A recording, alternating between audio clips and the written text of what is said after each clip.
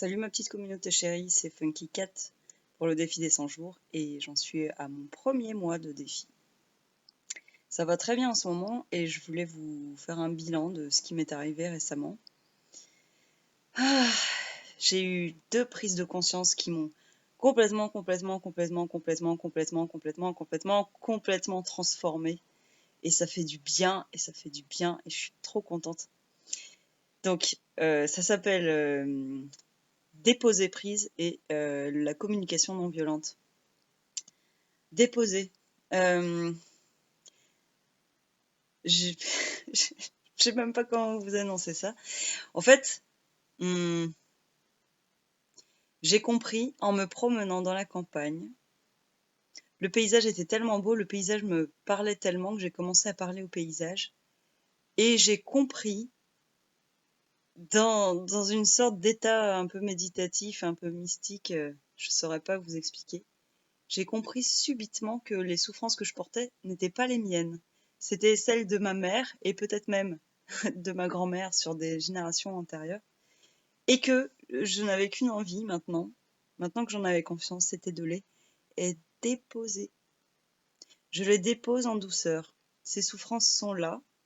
Je les ai portées sur mon dos. Je ne sais pas exactement pourquoi je les ai endossées. Je pense que c'était la petite Anaïs qui avait envie d'être gentille vis-à-vis de sa maman. Peut-être étant petite, je voyais que ma mère avait du mal à gérer. Je me suis dit, je vais gérer, je vais essayer de lui apporter mon soutien. J'ai pris ses souffrances sur mon dos. Et là, je me dis, écoute, maman, c'est à toi, merci. Hop, je les dépose. Je les dépose là où j'ai trouvé qu'elles m'appartenaient pas. Donc, je les dépose sur le bord de la route, dans cette route de campagne. Et on en parlait justement avec une co-créatrice du terme déposer. Il y a le mot lâcher prise. Parfois, peut-être, on peut se dire que lâcher prise, c'est un peu quelque chose de répulsif, une réaction un peu incontrôlée, de lâcher quelque chose. Tandis que déposer, moi, je l'entends comme ça se fait en douceur, en pleine conscience. Et voilà. Et je dépose mes souffrances comme on pourrait déposer, par exemple, un bouquet de fleurs sur une tombe. Ça m'a fait beaucoup de bien. Je me suis sentie légère tout d'un coup. Je me suis dit, il n'y a plus de temps à gâcher. Voilà, je suis celle que je suis. Et certes, je suis la fille de ma mère, la petite fille de ma grand-mère, etc. Mais je vais pas me prendre la tête pour elle. Et j'ai eu cette prise de conscience, c'était environ il y a une semaine. Et du coup, ça a fait de la place pour libérer mon esprit. Et là, comme par magie, est venue dans ma vie Madame Isabelle Padovani, qui est une thérapeute et qui parle de la communication non violente. Et j'ai été happée par ses vidéos. Et là, j'ai trouvé vraiment ce dont j'avais besoin, ce que j'ai cherché toute ma vie en fait. Elle parle des blessures du passé. Elle emploie tout un petit vocabulaire. Je vais essayer de vous l'expliquer avec mes propres mots, ce que j'en ai compris. On est enfant, tout va bien. On est ouvert au monde. On est dans la pleine expansion de l'amour infini, l'innocence, la gratitude quand on est enfant. Et tout d'un coup, il y a un événement qui va nous traumatiser. Cet événement, on l'appelle la scène. Ça nous traumatise et ça nous bloque. Et en fait, là, subitement, cet enfant va créer quelque chose pour le protéger que Isabelle appelle le gardien.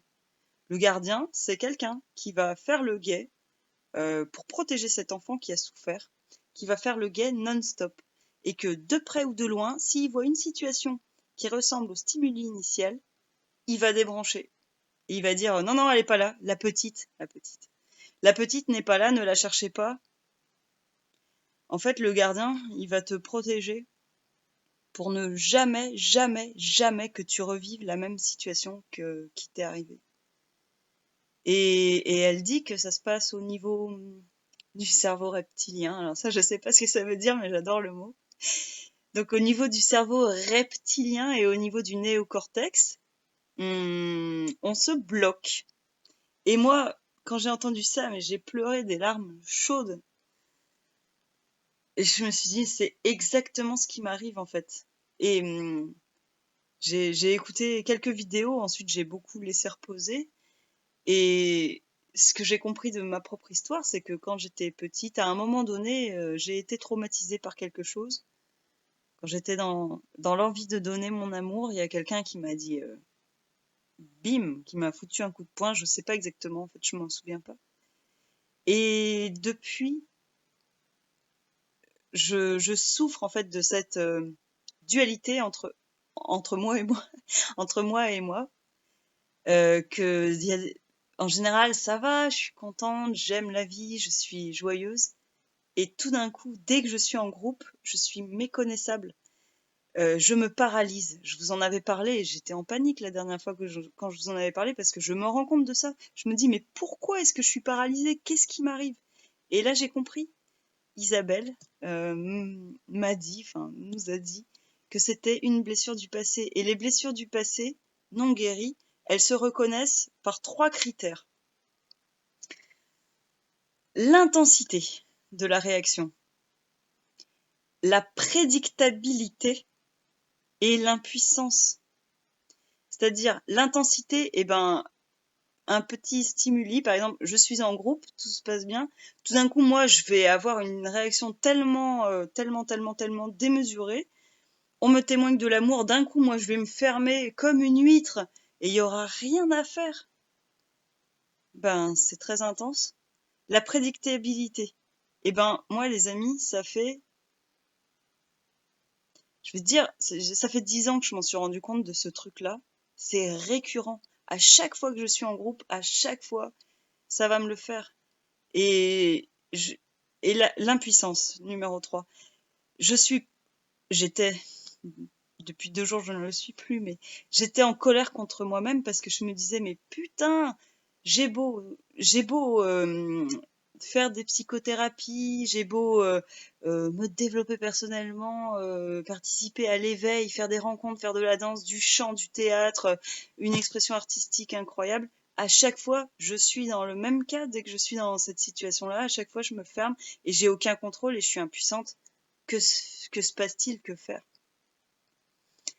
Donc, la bonne nouvelle, c'est que je sais pas encore quoi faire.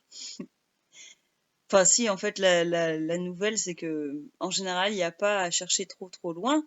Une situation comme ça, bah, faut s'apporter de l'amour.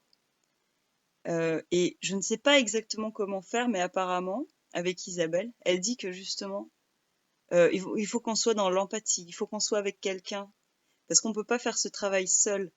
Ce travail, cette blessure, pardon, ça vient d'un problème relationnel. Donc, j'ai été blessée à cause de quelqu'un. C'est pas forcément un cataclysme ou un viol. Enfin, ça peut être un tout petit truc en fait.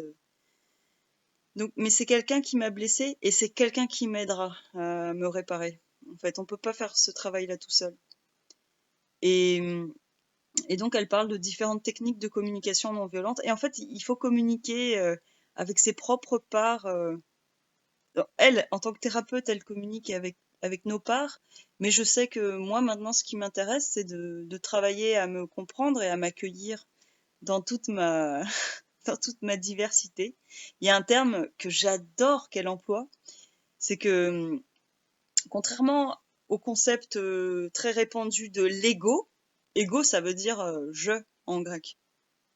Elle préfère utiliser le terme de énéis, ça veut dire nous. Elle considère qu'on a plein de parts en nous. Il y a la part qui se prend pour la sage qui sait mieux que tout le monde. Il y a l'enfant blessé. Il y a la furieuse qui va péter un câble pour ceci, cela. Et c'est excellent. Elle utilise plein de petites figurines. Enfin, je vous recommande vraiment ces vidéos. Elle a vraiment une éloquence et de l'humour, mais c'est vraiment génial. Voilà, je vais m'arrêter là, ça fait déjà 10 minutes. Je suis super contente et je reprends vraiment confiance en moi.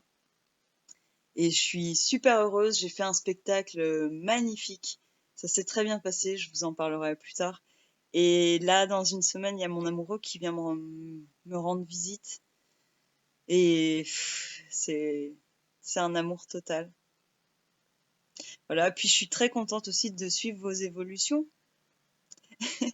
Je vois avec les copines, les co-créatrices qui ont commencé avec moi en juillet. Je vois l'évolution, c'est fou, hein, en un mois ce qui nous arrive. Et puis je partage vos vidéos et les liens que vous postez, et ça me fait vraiment grandir. Voilà, la vie est belle et je vous embrasse tous. Bisous, bisous, bisous. Ciao.